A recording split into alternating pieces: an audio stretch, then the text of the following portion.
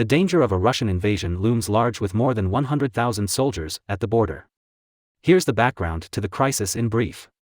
As far as size is concerned, Ukraine is the largest country on the European continent.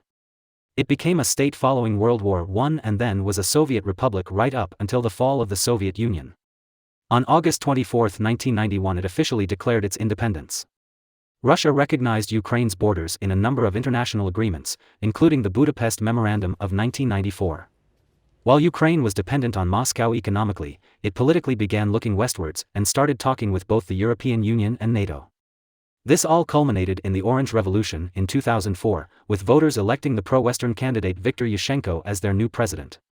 His pro-Russian successor, Viktor Yanukovych, stopped the signing of an association agreement with the EU he had supported earlier, and by doing so sparked protests that led to his ousting a few weeks later. In the spring of 2014, Russia then seized and annexed the Crimean Peninsula. The annexation of Crimea took place without bloodshed, unlike the bloody battles and heavy losses in the eastern part of the country that have been ongoing since 2014.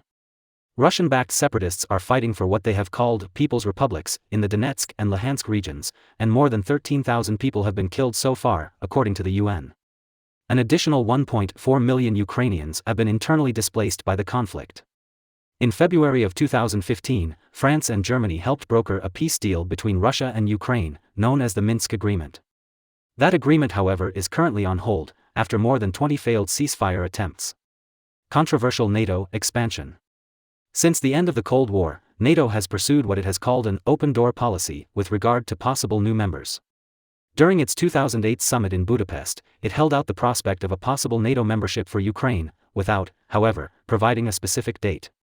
Preventing Ukraine from joining NATO is one of Moscow's most important demands in the current crisis. It continues to see such a move as an existential threat to Russia. Several months ago, Russia began a massive military buildup on the border by moving tanks, artillery, and attack helicopters into position. In addition, it and neighboring Belarus have more than 100,000 battle-ready troops on standby, who, on short notice, could cross over into Ukraine by land, sea, or air. According to Moscow, the troops are just taking part in military exercises. In response to the Russian troop deployments, NATO has strengthened its eastern flank.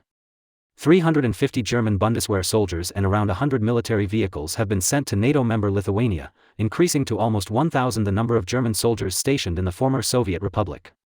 Germany won't be sending military equipment to Ukraine though, unlike NATO members Poland, Great Britain and the United States.